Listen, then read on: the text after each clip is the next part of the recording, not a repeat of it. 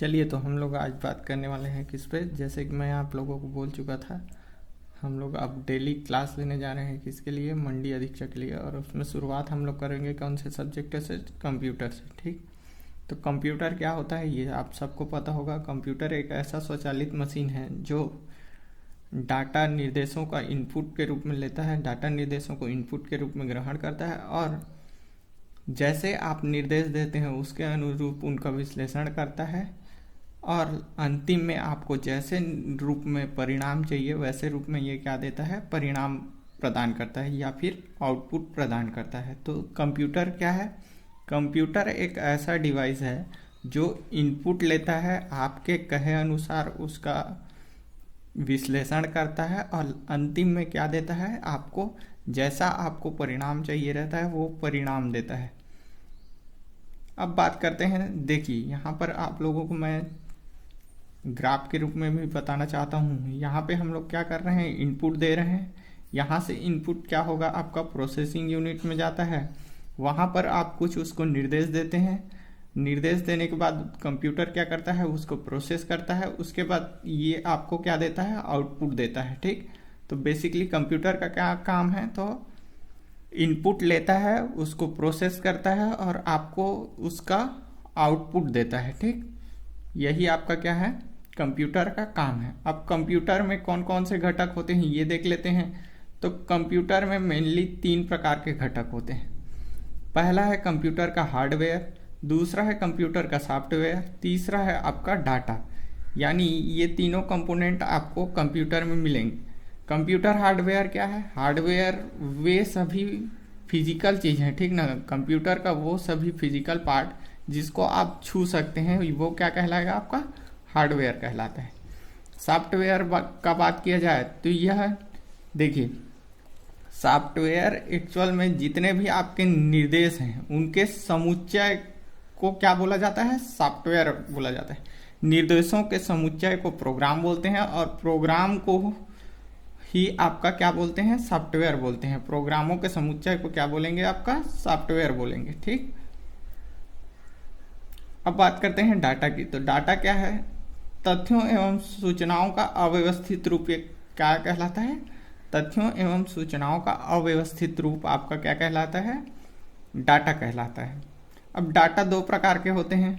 पहला तो है संख्यात्मक डाटा, जैसे आपको न्यूमेरिक की 1 2 3 4 5 और 30। दूसरा है आपका चिन्हात्मक डाटा, जैसे कि कोई फोटो हो गया, विजुअल हो गया, ये सभी आपके क्या होंगे, चिन्हात्मक। या फिर कोई आपका सिंबल हो गया, ये सभी किस में आएंगे, आपके चिन्हात्मक डाटा में आएंगे। अब बात कर लेते हैं कंप्यूटर की विशेषता की। तो कंप्यूटर की कुछ प्रमुख विशेषता यहाँ पर लिखा है, उसके सिवा आपको और भी विशेषताएं मिल सकती हैं। तो सबसे पहला तो इसकी गति है। आप यदि कंप्यूटर में काम कर रहे हैं तो आपको बहुत जल्दी उसका वर्क का परिणाम मिल सकता है, या फिर प्रोसेसिंग जो हो रहा है या फिर आपको जो विश्लेषण करना है वो बहुत जल्दी आपको मिल सकता है, त्रुटि रहित। यदि आप उसमें इनपुट सही डालते हैं तो आउटपुट आपको हमेशा सही मिलेगा। अगर आप इनपुट गलत डालेंगे तो वो आउटपुट भी गलत देगा। तो कंप्यूटर जो होता है वो स्वयं में त्रुटि रहित होता है। तीसरा है आपका भंडारण क्षमता। आप कंप्यूटर में बहुत सारी डाटा को एक साथ स्टोर कर सकते हैं। चौथा है पुनरावृत्ति। यदि आप चाहें तो किसी भी डाटा जिसको आप स्टोर करके रखे हैं उसे दोबारा से देख सकते हैं, उसको चला सकते हैं। जैसे ऑडियो वीडियो होता है, आप फिर से चला सकते हैं। तीसरा लास्ट आपका 5वां जो विशेषता है वो क्या है, विश्वसनीयता। यानी आप यहाँ से जो भी डाटा लेते हैं वो आपके एक प्रमाणित रूप में आपको प्राप्त होते हैं। अब बात कर लेते हैं कंप्यूटर के उद्भव और विकास की।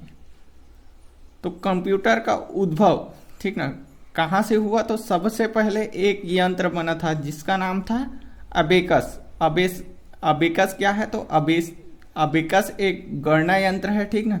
इसको संसार का पहला गणना यंत्र बोला जाता है। इसमें कैसे रहता था, तो इसमें इस टाइप का कुछ चित्र रहता था और इसमें गोटियां लगी होती थी, जिसके माध्यम से हम लोग इन गोटियों को खिसका करके क्या करते थे, गिनती गिना करते थे। ठीक, ये आपका क्या है, अबेकस। उसके बाद दूसरा जो आता है वो आता है पास्कलाइन। ठीक, पास्कलाइन क्या है, तो यह एक प्रथम गणना यंत्र है। याद रखिएगा, इसको कोई पूछता है कि आपका प्रथम गणना यंत्र, यांत्रिक गणना यंत्र, प्रथम गणना यंत्र बोला जाएगा तो अबेकस, और प्रथम यांत्रिक गणना यंत्र बोला जाएगा तो आपका क्या होगा, पास्केलाइन। ठीक ना। ये पास्केलाइन बना कब था, तो पास्केलाइन बना था आपका 1642 ईस्वी में बना था। ठीक, कौन बनाए थे, तो ब्लेज पास्कल। ठीक ना, ब्लेज पास्कल के नाम पे ही इसका नाम क्या पड़ा, आपका पास्केलाइन पड़ा। और इसमें कौन कौन सी चीजें हो सकती थी, तो केवल जोड़ और घटाव होता था इसमें। याद रखिएगा, केवल जोड़ और घटाव ही इसमें किया जा सकता था। इसके बाद आता है आपका डिफरेंस और एनालिटिकल इंजन। ठीक, याद रखिएगा, डिफरेंस और एनालिटिकल इंजन। अब इसका निर्माण कौन किया था, तो चार्ल्स बेबेज 1822 ईस्वी में डिफरेंस इंजन बनाया। ठीक ना, याद रखिएगा, डिफरेंस इंजन चार्ल्स बेबेज ने 1822 ईस्वी में बनाया, जो कि भाप से चलता था। याद रखिएगा, ये भाप से चलता था। 1842 में ही चार्ल्स बेबेज ने स्वचालित मशीन का भी निर्माण कर लिया था। ठीक ना, ये आप बोल सकते हैं स्वचालित एनालिटिकल इंजन का भी निर्माण कर लिया था, जो किस पे कार्य करता था, तो याद रखिएगा, ये पंच कार्ड पर, यानी पंच कार्ड के निर्देश पर क्या करता था, कार्य करता था। इसमें भी आपका बेसिक जो गणितीय संक्रियाएं हैं वो की जा सकती थी, जैसे जोड़, घटाव, गुणा और भाग, ये कर सकते थे। अब इस एनालिटिकल इंजन में जो प्रोग्राम दी थी उनका नाम क्या था, तो याद रखिएगा, इसको भी पूछता है, लेडी एडा अगस्टा। याद रखिएगा, लेडी एडा अगस्टा ये कौन है, तो प्रथम आपकी प्रोग्रामर कही जाती हैं। ठीक ना, विश्व की प्रथम प्रोग्रामर किसको बोला जाएगा, तो लेडी एडा अगस्टा को। ठीक, इन्होंने क्या किया था, तो इन्होंने आपके डिफरेंस एनालिटिकल इंजन के लिए प्रोग्राम बनाया था। ठीक,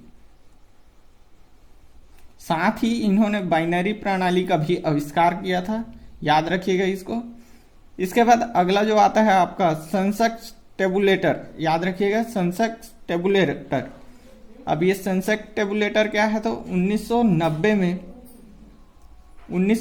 में हरमन हेलिरिस ने विद्युत चलित यंत्र का निर्माण किया था, जिसका प्रयोग अमेरिका की जनगणना करने के लिए हुआ था। याद रखिएगा, ये सेंसक्स टेबुलेटर क्या है, आपका पहली बार आपका जनगणना के लिए इसका यूज हुआ था। कहाँ, 1990 में अमेरिका में। ये डाटा को क्या करता था, ये अपने जो भी डाटा है उसको पंच कार्ड के रूप में स्टोर करता था। ठीक ना, पंच कार्ड में क्या करता था, स्टोर करता था। अब बार बार पंच कार्ड का नाम आ रहा है तो मैं बता देता हूं कि पंच कार्ड होता क्या है। बेसिकली एक आपका क्या है, पेपर बैग होता है, इसमें पंच करके होल किया जाता है। ठीक ना, एक निश्चित क्रम में पंच करके होल किया जाता है और इसे संरक्षित रख दिया जाता है।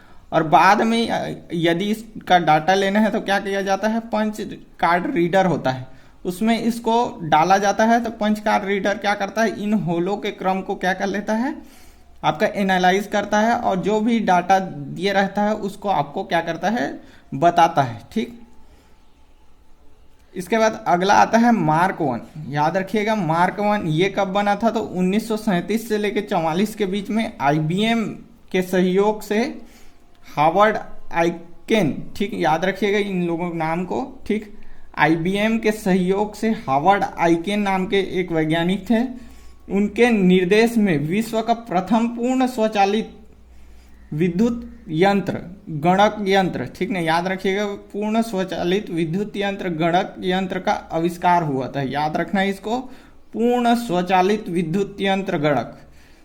इसका आविष्कार कौन किया था, तो आपका हार्वर्ड आइकेन, और जिसका नाम क्या रख दिए थे, मार्क 1। ठीक, तो ये 1937 से 44 के मध्य में बना कौन सा, आपका पूर्ण रूप से स्वचालित विद्युत यंत्र गणक। याद रखिएगा इसको। इसके बाद आता है ABS। अब ये कब बना, तो ABS बनता है 1939 को, जॉन और आपके क्लिफोर्ड के बेरी के बीच। ठीक ना, क्लिफोर्ड बेरी दोनों मिलके क्या करते हैं, आपका विश्व का पहला इलेक्ट्रॉनिक डिजिटल कंप्यूटर बनाते हैं, इलेक्ट्रॉनिक और डिजिटल कंप्यूटर बनाते हैं। ठीक, इसके बाद अगला आता है एनालिटिकल इंजन, इसके बाद अगला आता है आपका एनीएक। एनीएक को याद रखना, ये बहुत बार पूछा गया है, कौन सा चीज, एनीएक। एनीएक का फुल फॉर्म क्या होता है, electronic numerical integrator and calculating, याद रखिएगा इसको, या फिर कैलकुलेटर, इसको आपको अच्छे से याद रखना है, ठीक ना। Electronic numerical integrator and calculation, इसको याद रखें। एनीएक का फुल फॉर्म क्या है और इसका निर्माण कौन किया था, तो जेपी एकर्ट और जॉन माचुली ने 1946 में इसका निर्माण किया था। यह एक प्रथम पूर्ण इलेक्ट्रॉनिक कंप्यूटर था, याद रखिएगा। पूर्ण इलेक्ट्रॉनिक कंप्यूटर कौन सा था आपका, एनीएक, इसको बार बार पूछता है। उसके बाद आता है एडवेक। एडवेक को न्यूमैन ने संग्रहित प्रोग्राम की देखिए, इससे जो आपका एनीएक था उसमें एक समस्या था, अगर आप एक बार इसमें चालू कर देते थे किसी प्रोग्राम को तो उसको सुधार पाना मुश्किल होता था, लेकिन एडवेक जब आया तो इसमें संग्रहित प्रोग्राम का अवधारणा लाया गया, ठीक ना, संग्रहित प्रोग्राम का अवधारणा लाया गया। और इसमें क्या कर सकते थे, जब संग्रहित होगा कोई भी प्रोग्राम तो उसको आसानी से हम लोग क्या कर सकते थे, उसमें परिवर्तन कर सकते थे, ठीक। इसके बाद आता है यूनिवेक। यूनिवेक क्या है, तो आपका यूनिवर्सल ऑटोमेटिक कंप्यूटर, याद रखिएगा, यूनिवर्सल ऑटोमेटिक कंप्यूटर है। यह प्रथम कंप्यूटर था जिसका उपयोग व्यावसायिक कंप्यूटर के रूप में हुआ, याद रखिएगा। यूनिवेक पहला कंप्यूटर था जिसका उपयोग क्या हुआ था आपका, व्यावसायिक रूप में हुआ था। और ये कब बना था, तो 1954 में जीसी ने बनाया था, ठीक, याद रखिएगा, जीसी की मदद से 1954 में बना था। इसके बाद आपका अगला आता है माइक्रो प्रोसेसर। इसके बाद निर्माण हुआ किसका, माइक्रो प्रोसेसर का। कब बना, तो 1970 में इंटेल बनाया था। और इस पहला माइक्रो प्रोसेसर का नाम क्या था, तो इंटेल 4004, याद रखिएगा इसको। पहला आपका प्रोसेसर कौन सा था, तो इंटेल 4004 बनाया कौन था, तो इंटेल कंपनी बनाई थी। कब, तो 1970 में। इसके बाद लास्ट देखते हैं, लास्ट में कौन सा आएगा आपका, एप्पल 2, ठीक। एप्पल कंपनी थी, वो अपना पहला कंप्यूटर कब लाई थी, तो 1977 में प्रथम व्यावसायिक माइक्रो कंप्यूटर का निर्माण कर दी थी, कौन, आपकी एप्पल कंपनी, ठीक।